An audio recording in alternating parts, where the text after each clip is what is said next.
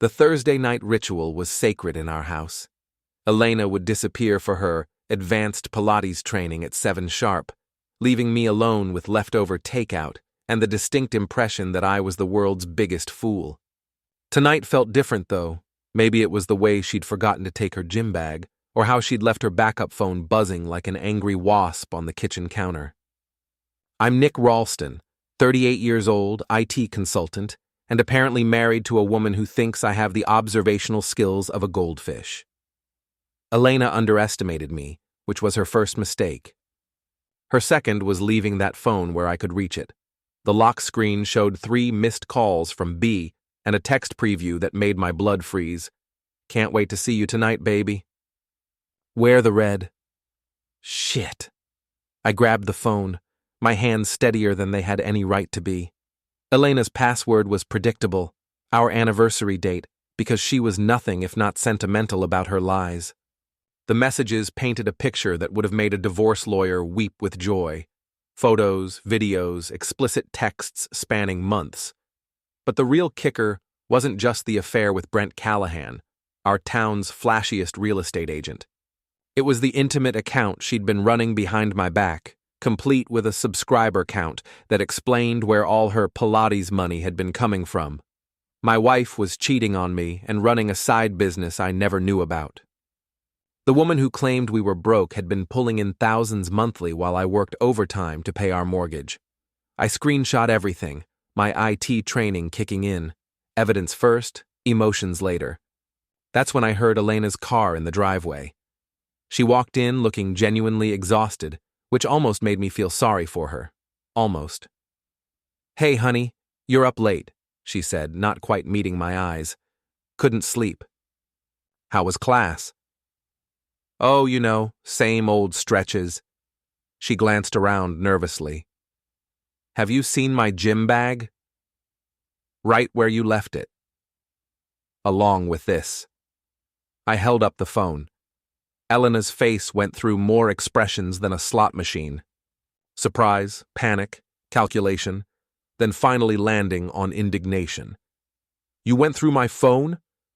"Nick, that's a violation of my privacy." "Privacy?" I laughed, and it came out sharper than I intended. "Elena, you're running an account and screwing Brent Callahan. Privacy went out the window when you decided to turn our marriage into performance art." She opened her mouth to deny it, then seemed to realize the evidence was literally in my hands. Instead, she went for the nuclear option. "Fine. Yes, I've been seeing Brent. And yes, I have a spicy site. You want to know why? Because you're boring, Nick. You're safe and predictable and you make me feel invisible." The words hit like a slap, but I kept my voice level. Invisible enough to steal from, apparently. "How long has this been going on?" "It's not stealing. That money is mine. I earned it. With photos taken in our bedroom, using the camera I bought you for Christmas." Elena's cousin Madison chose that moment to call. Elena answered on speaker, probably hoping for backup. "Elena, honey, how did it go? Did you talk to Nick about the separation papers?" I looked at my wife. "Separation papers?" Elena's face crumbled. "Nick, I was going to tell you." "When?" "After you'd cleaned out our accounts?" Madison's voice crackled through the phone. "Elena, is he there?" "Don't say anything without a lawyer present." "Madison," I said loudly enough for her to hear, "this is Nick." Elena left her phone open to some very interesting conversations. "I'm guessing you know about the income she's been hiding?" The line went dead. Elena sank into our kitchen chair, the fight going out of her. "What do you want, Nick?" "I want the truth. All of it. She told me everything. The affair had started 6 months ago. The account was Madison's idea, a way to build financial independence before asking for a divorce. They'd planned to hide the income, claim she was broke, and take me for everything in court. Brent said he'd take care of me after the divorce," she finished weakly. "And you believed him?" "He loves me." I almost laughed. "Elena, Brent Callahan has been married 3 times. He doesn't love anyone but himself and his reflection." That night, I didn't sleep. Instead, I planned. The next morning, I called my best friend Derek, an ex-cop turned private investigator with a talent for creative problem-solving. "So she's been playing you for months," Derek said after I'd filled him in. "What's your move?" "I want to document everything. Can you track Brent's car?" "Already on it. Guy's got a GPS tracker in his Beamer for insurance purposes. Hacked it this morning. That's why I love Derek. No moral lectures, no suggestions to work it out, just practical solutions to practical problems. While Derek handled surveillance, I visited our elderly neighbor, Mrs. Grant. She ran the neighborhood watch with the efficiency of a military operation and the discretion of a town crier. "Mrs. Grant, I need to ask you something in confidence," I said, knowing full well that confidence to Mrs. Grant meant she'd only tell 5 people instead of 10. "Of course, dear. What's troubling you?" "Elena's been running an intimate account. I just found out. I'm not sure how to handle it." Mrs. Grant's eyes widened. "Isn't that one of those adult websites?" "Yes, ma'am. She's been making money posting photos and videos. I thought you should know, given your position in the neighborhood watch." By noon, half the street knew. By evening, it had spread to Elena's Pilates studio. Small towns are like that. Secrets travel faster than gossip, and gossip travels at light speed. Elena came home furious. "Mrs. Grant called me at work today. She said people are talking about me online. Did you tell her about my account?" "I mentioned it, yes." "How could you humiliate me like that?" "I didn't humiliate you, Elena. You did that yourself when you decided to broadcast our private life to strangers for money." She stormed upstairs, and I heard her on the phone with Madison, planning their next move. Derek called an hour later. "Got something good. Brent and Elena are meeting tonight at the Riverside Motel. I've got photos and video. Want me to send them over?" "Send everything."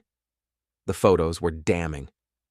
Elena's car in the motel parking lot, Brent's distinctive BMW beside it. Timestamps showing they'd been there for 3 hours. Even better, Derek had caught them kissing in the parking lot, Elena's custom license plate clearly visible. I saved everything to a secure cloud drive, then made copies on 3 different devices. In the morning, I'd be visiting a lawyer. But first, I had one more stop to make. The Rusty Anchor was our town's main watering hole, the kind of place where everyone knew everyone else's business. I found Brent at his usual spot at the bar, holding court with a group of younger guys who hung on his every word about real estate deals and conquest stories. "Nick," Brent called out when he saw me, his voice overly friendly. "How's the IT business treating you?" "Can't complain," I said, sliding onto the bar stool next to him. "How's the real estate market?" "Booming. Always looking for new opportunities." He winked at his audience. "Speaking of opportunities, how's Elena? Haven't seen her around much lately. The audacity was breathtaking. She's been busy with work. You know how it is. Everyone's got their side hustles these days." Brent's smile faltered slightly. "Side hustles?" "Oh, you know Elena. Always finding creative ways to make money. Very entrepreneurial." I finished my beer and stood up. "Well, gentlemen, I should get home to my wife." "Brent, always a pleasure." As I walked away, I heard one of the younger guys ask Brent what I'd meant about side hustles. Perfect. The next morning, I met with a divorce attorney. Margaret Chen had a reputation for being thorough and ruthless, which suited my needs perfectly. "Mr. Ralston, based on what you've shown me, your wife has committed adultery and hidden significant income. In Maine, that gives us substantial leverage." "What kind of leverage?" "The kind that means she won't be getting the house, the car, or alimony. In fact, given the hidden income, you might be entitled to compensation." Elena's lawyer called that afternoon, requesting mediation. They wanted to settle quickly and quietly, which told me everything I needed to know about the strength of their position. The mediation was scheduled for the following week. Elena spent the weekend at Madison's house, preparing her case. I spent it organizing evidence and planning my presentation. When mediation day arrived, Elena walked in looking confident, flanked by Madison and a lawyer I didn't recognize. They'd clearly rehearsed their approach. Elena was the wronged wife, driven to desperate measures by my emotional neglect and financial control. My client has been forced to seek alternative income sources due to Mr. Ralston's refusal to provide adequate financial support, her lawyer began. I waited until he'd finished his opening statement, then slid a thick folder across the table. "What's this?" Elena's lawyer asked. "Evidence," I said simply. Bank statements showing Elena's hidden spicy site income. Screenshots of explicit messages with Mr. Callahan, photos of them together at the Riverside Motel. A complete financial analysis of Elena's actual earnings versus what she's claimed in her filing. Elena's lawyer opened the folder, and I watched his face change. Professional confidence melted into barely concealed panic. We need a recess to review these documents." "Take all the time you need," I said. "I've got copies." Elena stared at me across the table, and for the first time since this whole mess started, I saw real fear in her eyes. "You bastard," she whispered. "No, Elena. I'm just not the fool you thought I was." The mediation ended with Elena's lawyer requesting a continuance. They needed time to reassess their client's position, which was legal speak for, "We're screwed and we know it." But I wasn't done yet. Not by a long shot. That evening I got a call from Derek. "Nick, you need to see this. Brent's been bragging at the country club about his conquest. Said Elena's husband is too stupid to figure out what's going on." "Is that so?" "Gets better. He's been showing off photos Elena sent him. Private photos. To his golf buddies." My vision went red. It was one thing for Elena to betray our marriage. It was another for Brent to turn her into entertainment for his friends. "Derek, remember that creative justice we used to talk about when you were still a cop? The kind that doesn't leave fingerprints? Exactly that kind." "I'm listening." "We met that night to plan. Brent's BMW was his pride and joy, a symbol of his success and virility. It seemed fitting that it should be the target of our creative expression. The next evening, while Brent was inside the country club regaling his friends with stories of his latest conquest, Derek and I paid his car a visit. We didn't damage it, nothing that would constitute vandalism or destruction of property. We simply made it unpleasant. Honey mixed with feathers covered the windshield. Shrimp stuffed into the air vents would provide a lasting aromatic reminder of his poor choices. The seats got a generous coating of clam juice, Maine's finest. And tucked under the windshield wiper was a note. "Enjoy the ride, homewrecker. N." We were gone before Brent discovered his fragrant surprise. The next morning, half the town was talking about Brent's car troubles. The other half was discussing Elena's account, which had somehow become public knowledge. Mrs. Grant had been busy. Elena called me, screaming, "You're destroying my life." "No, Elena. I'm just making sure everyone knows who you really are. My clients are leaving. Chloe says the studio might have to close. Maybe you should have thought about that before you decided to monetize our marriage." She hung up, but I knew this wasn't over. That afternoon, Brent confronted me at the Rusty Anchor. He was still picking feathers out of his hair and reeked of seafood despite an obvious shower. "You think you're funny, Ralston? I think I'm creative. How's the car running?" He shoved me, hard enough to knock me back a step. The bar went quiet, everyone watching. "Careful, Brent," I said loudly enough for everyone to hear. "Wouldn't want to add assault to your list of poor decisions. Though I guess after screwing another man's wife and showing her exclusive photos to your golf buddies, what's one more felony?" The room erupted in murmurs. Brent's face went white. "That's right, folks," I continued, my voice carrying to every corner of the bar. "Brent here has been sharing intimate photos of my wife with his country club friends. Real classy guy." Brent tried to swing at me, but Derek appeared at my shoulder, his ex-cop presence enough to make Brent think twice. "I'd walk away if I were you," Derek said quietly. While you still can. Brent looked around the room, saw the disgust on every face, and stumbled toward the exit. "Oh, Brent," I called after him. "You might want to get your car detailed." Professional grade. The bar exploded in laughter as Brent fled, but Elena wasn't done fighting. The next week, she tried a different approach.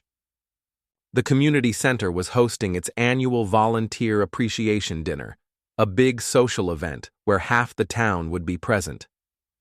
Elena showed up with Madison and Chloe, clearly planning something. She took the microphone during the open comment period. "I want to talk about domestic abuse," she began, her voice shaking with practiced emotion, about how it doesn't always leave visible bruises. Sometimes it's psychological. Sometimes it's a husband who isolates you, controls your finances, and then humiliates you publicly when you try to gain independence. She was good. I had to give her that. By the time she finished, half the room was looking at me with suspicion and sympathy for her. Then I stood up. "That was quite a performance, Elena," I said, walking toward the front of the room. "Very moving. Mrs. Grant, would you mind playing that recording we discussed?" Mrs. Grant, bless her gossipy heart, had been busy with her new security cameras. The recording was crystal clear. Elena and Brent discussing their plan to frame me for emotional abuse, hide her VIP page income, and take me for everything in the divorce. "He's so stupid," Elena's voice filled the room. "He'll never see it coming. By the time we're done, he'll be paying me alimony while I'm living with you." Brent's voice followed. "Just make sure you sell the abuse angle. Judges eat that shit up." The room was dead silent. Elena stood frozen at the microphone, her face cycling through shock, panic, and finally rage. "You recorded me illegally." "Actually," Mrs. Grant called out, "that was recorded on my property with my security system. Perfectly legal." Madison tried to salvage the situation. "This doesn't change the fact that Nick has been harassing Elena and Mr. Callahan. You mean like how you three have been harassing me?" I pulled out my phone. "Would you like to hear the voicemails you've been leaving? The threats? The attempts at intimidation?" I played a sample. Madison's voice, slurred with wine. "You better back off, Nick, or we'll make sure everyone knows what a controlling asshole you really are." The crowd's sympathy was shifting, and Elena could feel it. "You don't understand," she said desperately. "He's manipulative. He's dangerous." "The only dangerous thing here," said Mrs. Grant, standing up, "is your dishonesty, dear. I've lived next to Nick and you for 5 years. I've seen how he treats you, and I've seen how you treat him. That boy's been nothing but patient and kind while you've been gallivanting around town making a fool of him." The room murmured agreement. Elena looked around desperately, but found no allies. "This isn't over," she hissed at me as she pushed past toward the exit. "Yes, it is," I replied. But she was wrong about one thing. It wasn't over. Not yet.